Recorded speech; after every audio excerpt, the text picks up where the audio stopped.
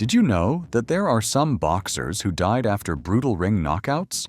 From Duk Koo Kim, who tragically collapsed in the ring after facing Ray Mancini, to Francisco Bejines, who suffered fatal injuries during a fight in Argentina.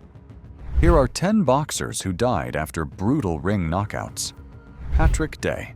Patrick Day's boxing journey began in 2006, when he started training under a former firefighter who turned into a boxing coach, Joe Higgins. By 2012, his hard work paid off when he won the New York Golden Gloves tournament and built an impressive amateur record of 75 wins and just 5 losses. Along the way, he collected 2 national amateur championships and even earned recognition as the #1 ranked amateur in the US at 152 pounds. That same year, he was chosen as an alternate for the United States Olympic team. Day's professional career was equally promising. He became a top 10 ranked light middleweight for both the WBC and IBF, and captured the WBC Continental Americas light middleweight title. Out of 22 professional bouts, he walked away with 17 wins, 4 losses, and 1 draw. For many, it seemed like he was on his way to an even brighter future in the ring. But tragedy struck on October 12, 2019. Day faced Charles Conwell in a USBA super welterweight title fight. Although Conwell had the upper hand, Day remained competitive through much of the match. Then, in the 10th round, everything changed. Conwell landed 2 right hands, followed by a left hook. Day crumpled to the mat, with the back of his head slamming violently against the canvas. The referee, Celestino Ruiz, didn't bother with a count. He stopped the fight immediately. The arena fell silent as medics rushed in.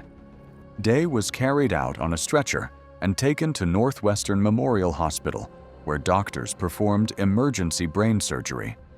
But the damage was too severe. He never regained consciousness.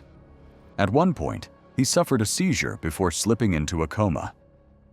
4 days later, surrounded by his parents, family, Higgins, and close friends, Patrick Day was taken off life support.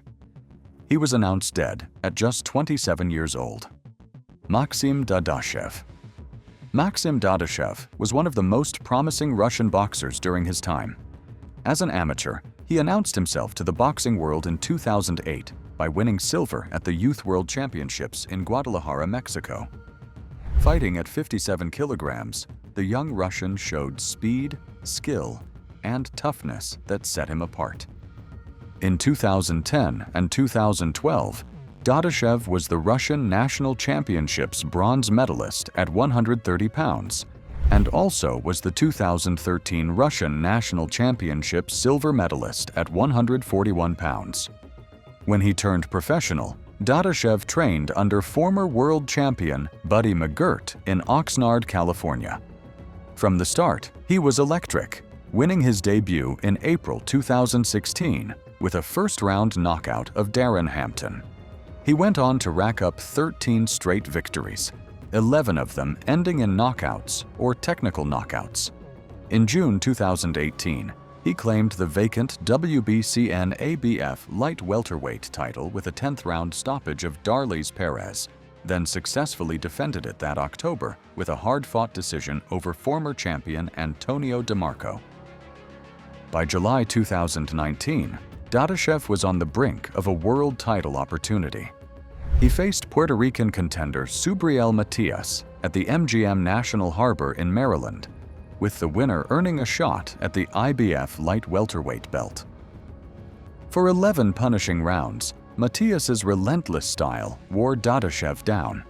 His trainer, McGirt, saw that he was no longer stable and asked the referee to stop the fight. Moments after the fight, Dadashev's condition quickly worsened. He needed help leaving the ring and never made it back to his dressing room. He collapsed in the corridor, vomiting as medics rushed him to the hospital. Doctors at the University of Maryland Prince George's Hospital Center discovered a subdural hematoma, otherwise known as bleeding on the brain. Emergency surgery followed, and he was placed in a medically induced coma to try and ease the swelling. Later, McGirt admitted he had thought about ending it 2 rounds earlier, knowing his fighter was taking too much damage. Despite the doctors trying everything possible, he couldn't make it. On July 23, 2019, Maxim Dadashev passed away at just 28 years old. Johnny Owens. Johnny Owens' love for boxing began early. He was just 8 years old when he first stepped into the sport. Over the years, he built an impressive amateur career, fighting in more than 120 bouts and representing Wales in competitions.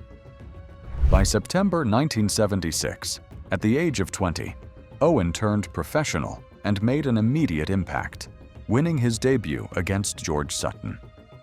A few months later, he faced Sutton again, this time with the vacant Welsh area bantamweight title on the line, and walked away a champion. Owen's rise through the ranks was relentless. In only his 10th professional fight, he challenged Paddy Maguire for the British bantamweight title.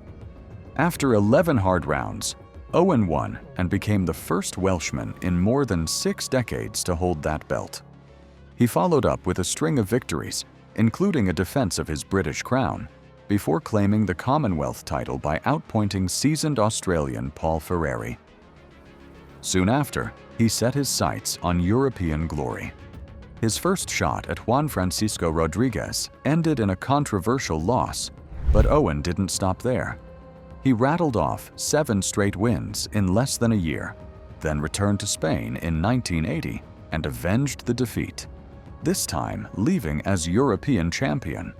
That victory paved the way for the biggest fight of his career, a world title shot against Mexican WBC bantamweight champion Lupe Pintor. The bout took place on September 19, 1980, at the Grand Olympic Auditorium in Los Angeles.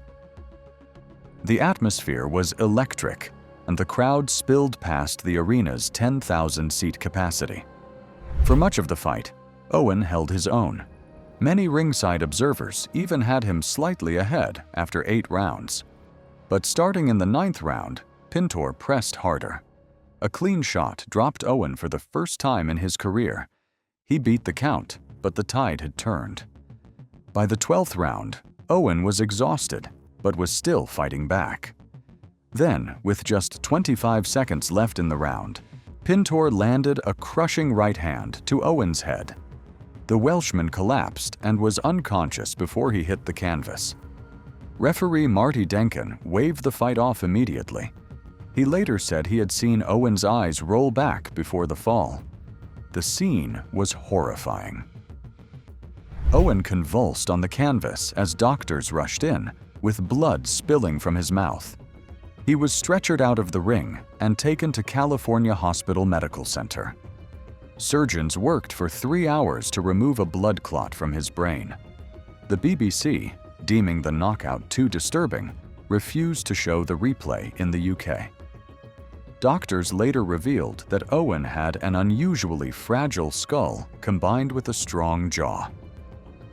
This unfortunate combination made Pintor's punch drive his jawbone into his skull, causing devastating brain damage.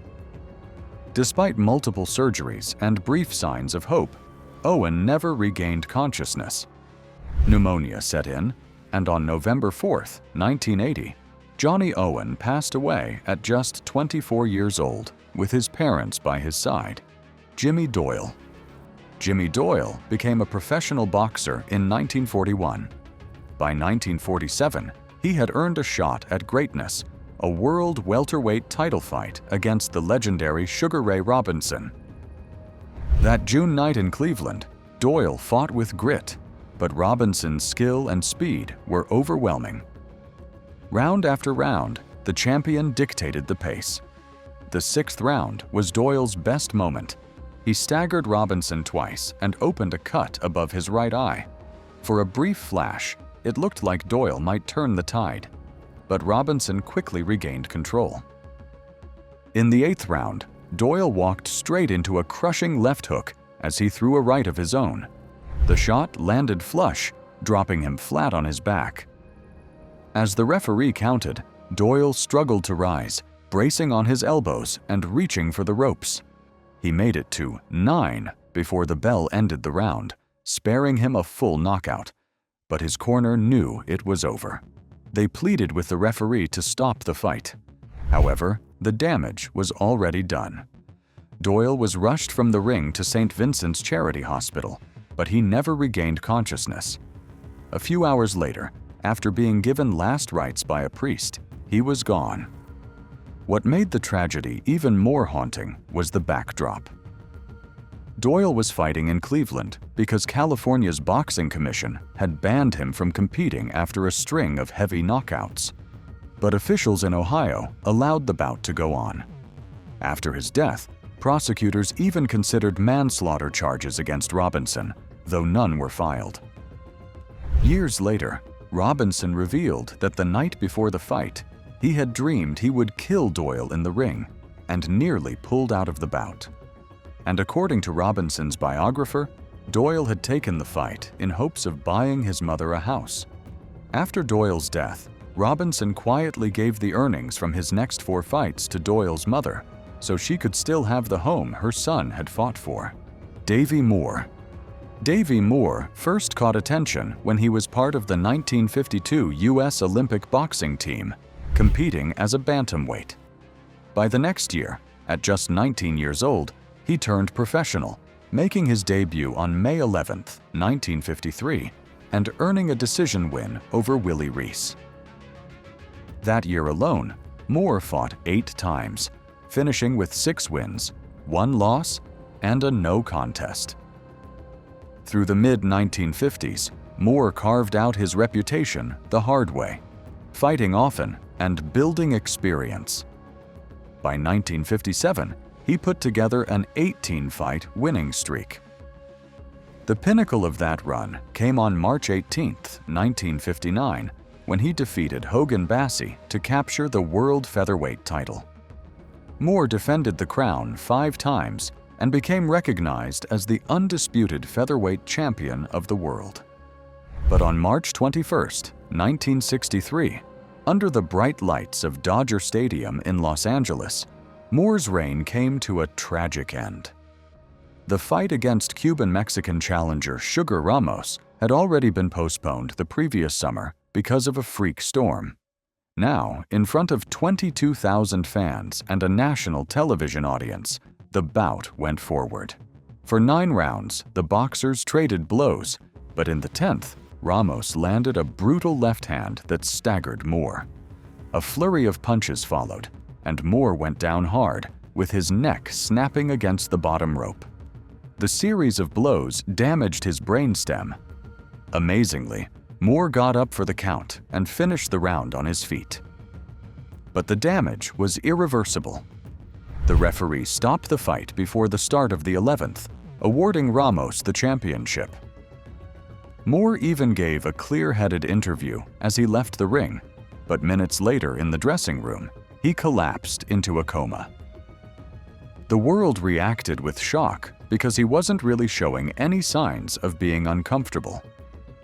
Pope John XXIII publicly condemned the sport, calling boxing barbaric and contrary to natural principles. Doctors fought to save Moore, but his condition worsened. 75 hours after the fight, in the early morning of March 25, 1963, Davey Moore was pronounced dead at White Memorial Hospital in Los Angeles. He was just 29 years old. In the years after, his death sparked fierce debate over the dangers of boxing. Folk singer Phil Ochs even wrote a song, Davey Moore, blaming managers, promoters, fans, and even Moore himself for having too much pride to ever quit the sport. If you're enjoying this video, appreciate it by giving it a thumbs up. And if you have not subscribed, what are you waiting for? Hit that subscribe button. Francisco Bejines. Francisco Bejines began his professional boxing career on September 16, 1977, at the Arena Coliseo in Guadalajara. He faced the undefeated Rodolfo Quintero, who came into the fight with a 2-0 record. Bejines outboxed his opponent across 8 rounds, earning a points victory in his debut. Years later, the sport of boxing was shaken by tragedy. South Korean fighter Duk Koo Kim died 4 days after his brutal bout against Ray Mancini in 1982. The incident pushed the WBC to shorten its championship fights from 15 rounds to 12. The rule went into effect in 1983. The first world title fight under the new format was Rafael Orono's junior bantamweight defense against Pedro Romero, which Orono won by 4th-round knockout. At the same time, Lupe Pintor, the reigning WBC bantamweight champion, was sidelined after a car accident. With Pintor unable to defend, the WBC ordered a fight for the interim bantamweight title between Bejines and Alberto Davila. The 12-round clash was scheduled for September 1, 1983, with veteran referee Waldemar Schmidt in charge. The bout was largely tactical, with neither man landing damaging shots through the first 11 rounds. On the scorecards, Bejines was ahead on 2 of the 3 judges' tallies as the fight entered its final round. But early in the 12th round, Davila, knowing he was behind, struck with urgency. He stunned Bejines with a left jab, then followed with a hard right to the chin. Bejines fell backward, his head hitting the lower ring rope as he went down. Though he tried to rise, referee Schmidt waved the fight off. Doctors rushed in immediately, but Bejines was unresponsive. He was first taken to California Hospital, then airlifted to Los Angeles County USC Medical Center. Surgeons attempted multiple procedures, including removing part of his brain, skull, and a blood clot, in a desperate effort to relieve pressure. Despite being kept alive on a respirator, Francisco Bejines passed away on September 4, 1983, just 3 days after the fight. Kim Duk Koo. Kim Duk Koo grew up poor in South Korea, working odd jobs like shining shoes and guiding tours before finding boxing in 1976. After posting a 29-4 record as an amateur, he turned professional in 1978. By February 1982, he won the Orient and Pacific Boxing Federation lightweight title and earned the World Boxing Association's #1 contender spot. Heading into his world title shot against Ray Mancini, Kim carried a 17-1-1 record, with 8 knockouts to his name. Although lightly regarded by the U.S. boxing establishment, Mancini knew the fight would be grueling. Kim had struggled to make the lightweight limit, and his mindset going in was ominous. He told reporters, "Either he dies or I die," and even wrote "Live or Die" on a lampshade in his Las Vegas hotel room. On November 13, 1982, the two met at Caesar's Palace. The fight lived up to Mancini's expectations of a war. Kim's relentless style caused real damage. He split Mancini's ear, puffed up his left eye, and left Mancini's left hand badly swollen. For stretches of the bout, Mancini even considered quitting. Sugar Ray Leonard, calling the fight from ringside, noted how strong Kim looked in the 13th, despite Mancini's furious 39-punch barrage. But by the late rounds, Mancini's pace and accuracy began to overwhelm Kim. Early in the 14th round, Mancini landed a right-hand blow that sent Kim crashing back into the ropes, with his head striking the canvas as he went down. Kim managed to pull himself up unsteadily, but referee Richard Green stopped the fight just 19 seconds into the round. Sports Illustrated's Ralph Wiley later described Kim's effort to rise as one of the greatest physical feats I had ever witnessed. Moments later, Kim collapsed into a coma. He was rushed from the ring to Desert Springs Hospital, where doctors discovered a massive subdural hematoma, 100 milliliters of blood inside his skull. Emergency brain surgery was performed, but the damage was too severe. Despite being kept alive briefly, Kim Duk Koo was declared dead on November 18, 1982, 5 days after the fight. Levander Johnson. Levander Johnson was a lightweight boxer from Atlantic City, New Jersey, who built a reputation as one of the most determined fighters of his era. After more than 130 contests as an amateur, he turned professional in 1989. His early career was promising. He went unbeaten in his first 22 bouts, with only one draw against Wilfredo Rivera interrupting his streak. That run set up a major test against another undefeated rising star, Sharmba Mitchell. Johnson stopped Mitchell in the 8th round, earning his first shot at a world title. Although he fell short in his 2003 bid for the vacant IBF title against Javier Jauregui, Johnson never gave up. After a long layoff and just one fight in 18 months, he returned in style, beating Stefano Zoff to finally capture the IBF lightweight crown, a career-defining moment he had chased for years. His first title defense came on September 17, 2005, against Mexico's Jesus Chavez. The fight was grueling, with Chavez landing heavy shots as the rounds progressed. In the 11th round, the referee stopped the contest after Johnson absorbed a sustained barrage of punches. He was still able to leave the ring under his own power, but his condition quickly worsened. Back in his dressing room, he collapsed. Johnson was rushed to the hospital, where doctors found a severe subdural hematoma, bleeding and swelling on the brain. Emergency surgery was performed, and he was placed in a medically induced coma. Though his family was warned he might not make it through the night, Johnson fought on for several days, showing small signs of improvement. But his progress stalled, and his condition remained critical. On September 22, 2005, surrounded by his family, doctors ended life support measures. At 4:23 p.m. Pacific Time, Levander Johnson was pronounced dead just days after the biggest fight of his career. Benny Parrott. Benny Parrott was a Cuban welterweight boxer who twice held the undisputed world title in the early 1960s. Known for his toughness, Parrott first captured the championship on May 27, 1960, when he outpointed Don Jordan. His reign, however, was short-lived. In his first defense on April 1, 1961, he was knocked out in the 13th round by Emil Griffith. Parrott came back strong just months later. On September 30, 1961, he defeated Griffith in a split decision to regain the crown. But instead of taking time to recover, he moved up in weight to challenge middleweight champion Gene Fullmer only 2 months later. That fight ended brutally, with Parrott knocked out in the 10th round and trailing badly on all 3 judges' cards. Still, despite the punishment he had absorbed in consecutive fights, Parrott agreed to defend his title once again, this time in a 3rd clash against Griffith, set for March 24, 1962, at Madison Square Garden. The fight was carried live on ABC.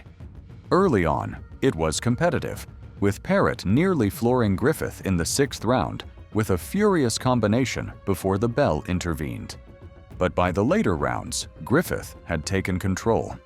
In the 12th, commentator Don Dunphy remarked that it was probably the tamest round of the entire fight. Moments later, that observation was shattered. Griffith drove Parrott into a corner and unleashed a savage flurry. Parrott, already dazed, could no longer defend himself. Referee Ruby Goldstein hesitated as Griffith hammered away, landing 29 unanswered punches, at one point knocking Parrott halfway through the ropes. When Goldstein finally stopped the bout, Parrott slumped motionless in the corner. At first, it looked like exhaustion, but he had suffered a massive brain hemorrhage. He was rushed from the Garden to Roosevelt Hospital, where he remained in a coma. 10 days later, he was pronounced dead. The fight sent shockwaves through the sport. People blasted the New York Boxing Commission for allowing Parrott to fight so soon after his punishing loss to Fullmer. Others questioned referee Goldstein's failure to step in earlier. Adding to the tragedy was the bitter backdrop. At the weigh-in, Parrott had allegedly taunted Griffith with the Spanish slur maricón, provoking personal animosity that some believed fueled Griffith's relentless attack. Scott Westgarth. Scott Westgarth was a British light heavyweight who built a modest but determined career in the ring. He turned professional with grit and ambition, compiling a record of 10 bouts with 7 wins, 2 defeats, and 1 draw. His final fight came on February 24, 2018, in Doncaster, when he faced Dek Spelman in a 10-round English title eliminator. It was a hard, physical contest. In the last round, Westgarth was knocked down, but he recovered, showing toughness and composure to finish strongly. When the judges' cards were read, he was declared the winner on points, securing the biggest victory of his career and putting himself in line for a shot at the English light heavyweight title. Even after the grueling match, Westgarth appeared composed enough to give a ringside interview. Yet as he spoke, he could be seen raising his wrapped hand to the side of his head, near his left eye, as though fighting discomfort. Afterward, he went back to the dressing room, where doctors quickly became concerned about his condition. He was rushed by ambulance to Royal Hallamshire Hospital in Sheffield. Despite the urgent care, tragedy struck. On February 25, 2018, the day after his fight, Scott Westgarth died from the injuries he had suffered in the ring. He was only 31 years old. Which of these deaths shook you the most? Let us know in the comments section. Don't forget to like, subscribe, and check out our next video for more content.